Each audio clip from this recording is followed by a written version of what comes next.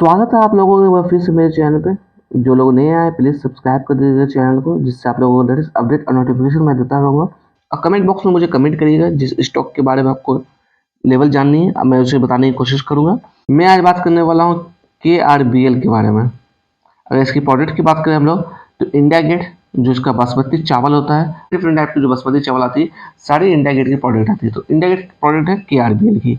तो मैं जिस सपोर्ट की बात कर रहा हूँ वो सपोर्ट हमारा ये निकलता हुआ आ रहा है। जो पीछे कई दिनों से पहले ये जिसका रेजिस्टेंस जो बना हुआ था वो अब हमारा सपोर्ट बनता हुआ आ रहा है। जो जो लेवल निकलती हुई आ रही है ये लगभग 252 का निकलता हुआ आ रहा है। तो इसलिए मैं डाउन साइड में सपोर्ट की बात करूँ तो 250 का सपोर्ट मैं बार बार कह रहा हूँ, ठीक है। तो पहला सपोर्ट हमारा कहीं ना कहीं 250 दिखता हुआ नजर आ रहा है।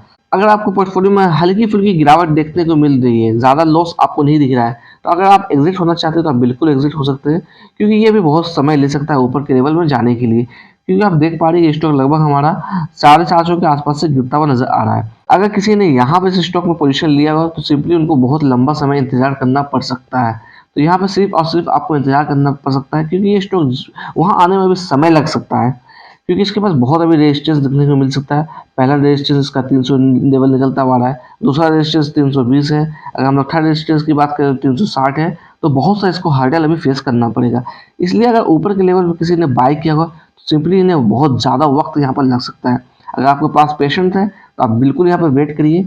और यहाँ पर आप एवरेज आउट करने की कोशिश कभी भी नहीं करिएगा।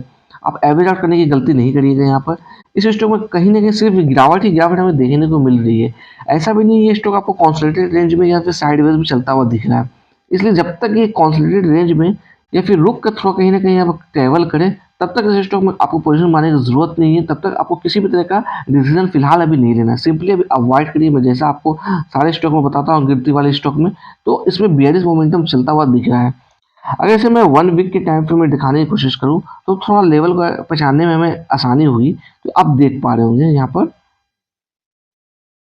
जो पहला जो हमारा रेजिस्टेंस जो था, मैं 300 की जो लेवल की बात कर रहा हूँ, ये था जहां से ये स्टॉक बार बार घूम रहा था। तो जो रेजिस्टेंस था वो हमारा सपोर्ट बनता हुआ नजर आया था, मगर इसने इस लेवल को भी तोड़ दिया। अभी फिलहाल जो मेरा नेक्स्ट सपोर्ट जो बनता हुआ दिख रहा है, जो रेजिस्टेंस था वो अब हमारा सपोर्ट कहीं ना कहीं यहाँ पर बनता हुआ दिख रहा है। तो मैं इस लेवल को बताने की कोशिश कर रहा हूँ। ये जो 250 का लेवल है, तो अगर ये इसे ब्रेक डाउन करता है तो कहीं ना कहीं ये स्टॉक आपका 180 के पास भी जाता हुआ दिख सकता है। मैं जैसे बार बार आपको कहने की कोशिश कर रहा हूँ।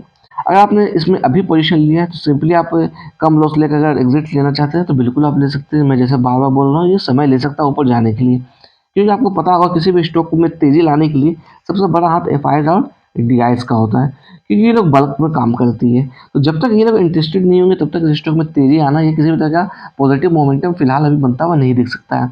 अगर हम लोग डीआईएस की होल्डिंग की बात करें तो डीआईएस की होल्डिंग यहाँ पर बहुत कम देखने को मिल रही है। बड़े बड़े इन्वेस्टर है वो लोग बल्क डील करते हैं। जो बल्क डील जब करती है तभी छोटे छोटे स्टॉक में कहीं ना कहीं मोमेंटम हमें देखने को मिल सकता है। आप यहाँ पर देख रहे होंगे, थोड़ा जूम करके मैं दिखाने की कोशिश करूंगी कितनी लंबी लंबी बेयरिश कैंडल फॉर्म होते हुए स्टॉक गिरती हुई नजर आ रही है। तो आई होप ये सारी चीज़ें आपको क्लियर हो गई होगी।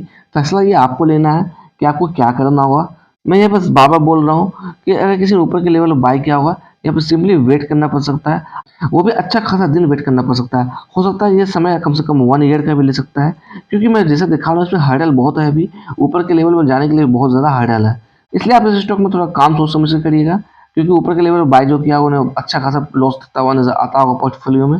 मैं यहाँ पे क्वार्टर के नतीजे देखना चाहूँगा, साथ ही साथ प्रोमोटर होल्डिंग भी देखना चाहूँगा। अगर मैं स्टॉक पी को कंपेयर करूँ इंडस्ट्री पी से, तो स्टॉक हमारा अंडर वैल्यू नजर आता हुआ दिख रहा है। इसलिए मैं आपको बोल रहा हूँ स्टॉक को थोड़ा साइडवेज में चलने दीजिए, ताकि हमें समझ में आ जाए एक फेस अगर वो सपोर्ट बनाना चाहे तो वो बना सकता है, नहीं तो फिर हमारा 250 कहीं ना कहीं सपोर्ट निकलता हुआ आ रहा है। अगर हम लोग कॉन्स की बात करें तो कंपनी का आप देख पा रहे हैं पुअर सेल्स ग्रोथ यहाँ पर देखने को मिल रही है पिछले 5 सालों से। वही मैं आप दिखाना चाहूँगा थोड़ा सा नेट प्रॉफिट की बात करूँ तो नेट प्रॉफिट भी आप देख पा रहे होंगे। तो net profit year on year basis पर गिरता हुआ नजर आ रहा है। क्वार्टर ऑन क्वार्टर पर कंपेयर करें पिछले 2 क्वार्टर से, तो वहाँ पर गिरावट हमें देखने को मिल रही है। साथ ही साथ मैं शेयर होल्डिंग पैटर्न की बात करूँ तो मैं दिखाना चाहूँगा यहाँ पर प्रोमोटर्स के पास लगभग 60% की हिस्सेदारी यहाँ नजर आती हुई दिख रही है, जो कि कहीं ना कहीं अच्छी बात है। प्रोमोटर्स का स्टेक थोड़ा अच्छा खासा यहाँ पर है। एफआईएस की बात करें तो 3.5% के आसपास दिखती हुई नजर आ रही है। डीआईएस की बात करें लगभग 0.15%। सबसे बड़ी कमी यहाँ पर हमें डीआईएस का देखने को मिल रही है, यानी कि जो भी हमारे डोमेस्टिक इन्वेस्टर है उसका कहीं ना कहीं इसमें इंटरेस्ट भी कम नजर आता हुआ दिख रहा है, यानी कि 1% से भी कम यहाँ पर है उसकी होल्डिंग है। अगर मैं पब्लिक की बात करूँ तो पब्लिक के पास 30% की शेयर नजर आती हुई दिख रही है। तो आपने यहाँ पर देख लिया जो कि हमारे बड़े इन्वेस्टर है उसकी यहाँ पे हिस्सेदारी बहुत कम है। तो जब तक ये इन्वॉल्व नहीं होंगे तब तक थोड़ा सा इसमें तेज़ी आना मुश्किल है। और साथ ही साथ मैंने आपको सेल्स का ग्रोथ भी दिखा दिया, तो वो भी एक रीज़न हो सकता है कहीं न कहीं इस स्टॉक में गिरावट का। आई होप ये सारी चीज़ें आपको क्लियर हो गई होगी। अगर आपने इसमें लॉन्ग टर्म का व्यू रखा है तो आपको सोच समझ के थोड़ा-सा काम करना होगा और समय-समय पे इसे एनालाइज़ करने की ज़रूरत है। अगर शॉर्ट टर्म के लिए आप किसी ने लिया हो या फिर स्विंग ट्रेडिंग के पर्पज़ से लिया होगा, तो अगर अगर अभी कम लॉस दिख रहा है तो आप एग्ज़िट होना चाहें तो बिल्कुल हो सकते हैं, क्योंकि ये स्टॉक आपको लंबा समय लगा सकता है।